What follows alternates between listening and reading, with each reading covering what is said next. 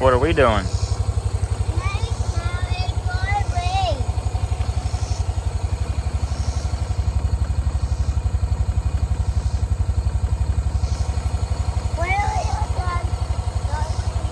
We are moving this group south to part of our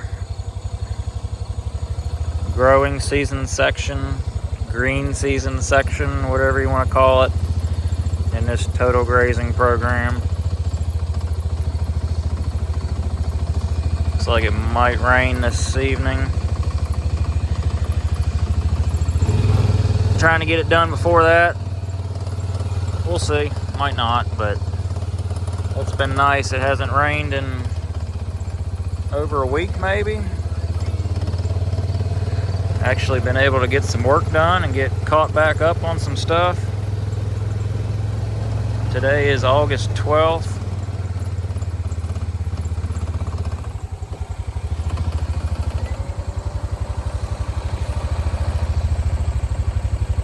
Got some calves coming on and some stragglers.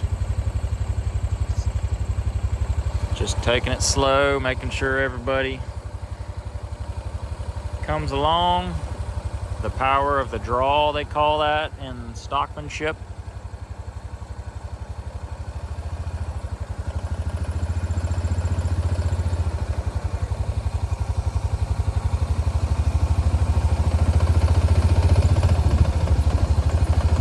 Which a tip in part of that stockmanship when you go to move cows is before you go move them, wait 5-10 minutes or however long it takes. Let everybody pair up and get associated with their calves and whatever else, and then go to move them. So mamas don't leave their calves behind. Everybody's doing pretty good. We'll double check once we get them all moved, make sure we got everybody, as always. We are headed to this, will be our second pass on this field. I think there's 45 acres or so out here that needs grazed off. We already got a second pass off where we came from. And I looked, and last time we were in here was around the middle of May. In this field right above us, right in front of us. Middle of May to the end of May is when we got up here. So it's almost been 90 days, 80 plus days recovery, which is more than enough. We had hit a part of a stockpiled field before this because a neighbor didn't like the looks of it. So that has been another challenge with this new grazing system, is neighbors that don't have a clue about total grazing or regenerative agriculture or anything like that. They tend to freak out because their fields don't look like a yard or a, what do you call it? I guess a yard. Putting green, monoculture. Everything looks nice and pretty because we got city folk around us. Even though it seems we're in the country, we're not. We got more city folk coming out here, and that's a struggle as it is. But so instead, we just put the cows in there for a week or so. I think it was a week to 10 days, and got it pretty well cleaned off, and hopefully that keeps them happy. And yeah, so that put us behind 10 to 14 days. So here we are now. And of course, they don't want to follow me up here, but we'll get them. But yeah, this is what we're headed into. Got plenty of rest, got plenty of diversity, a lot of warm seasons since we took it down. And down in that bottom next to the creek, it is thick, thick, thick. This is some of our better ground. Got the stock tank already set up with mineral water.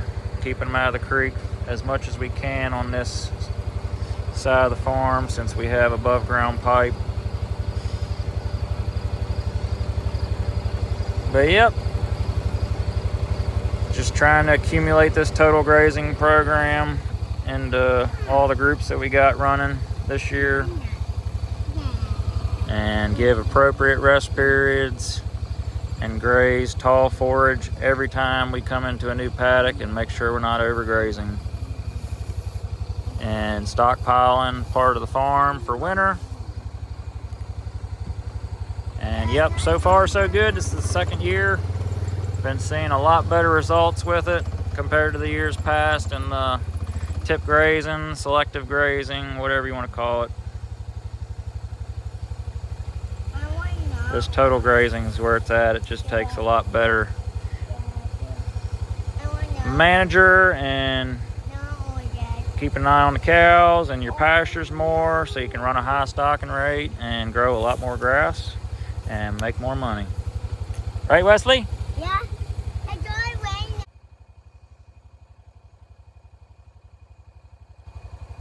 Here they come. We are understocked in this group at the moment.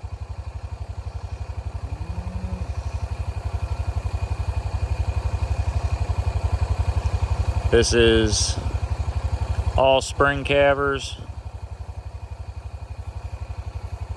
We did have a mix of spring and fall in this group before, but we got a hold of the other farm, neighbor farm across the road, bought it back in the spring, and we put the fall calvers over there.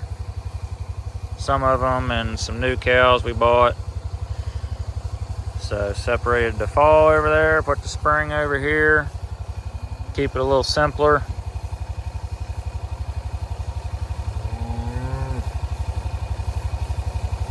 So we could handle, there might be 60 cows in this group. 60 mamas. I'd have to look, but I'm pretty sure we could run 80 or 90 in this group, maybe more. Especially with the crop ground that borders us that we graze cover crops and corn stalks in. So just doing the best we can, and what we can't get to, letting stockpile, season-long stockpile, and keeping them on as good a grass that we can during the growing season.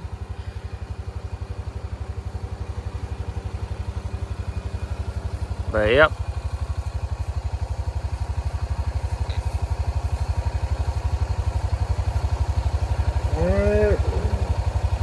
Advantages of the total grazing program. You're concentrating on a smaller section of your farm. You pretty much eliminate overgrazing, which is not the severity of the graze, but coming back to a field before it's fully recovered. You grow a ton of forage, especially on a year like this when it rains a lot in the summer. You're able to stockpile, actual season-long stockpile, a third to half of the farm, which is where a lot of the good things happen. And it's just a lot easier, in my opinion, than trying to cover your whole farm, and that's where you run into overgrazing when you hit a drought. Your cows are so selective, and they stress out your good plants that you want to graze because you're overgrazing them and not letting them fully recover. And you can't run as high of a stocking rate. It's just common sense. When you're not harvesting a higher percentage of your forage, you can't run as many cows. When you harvest more of your forage, similar to making hay, you can run more cows as long as you give ample rest periods and don't come back too soon.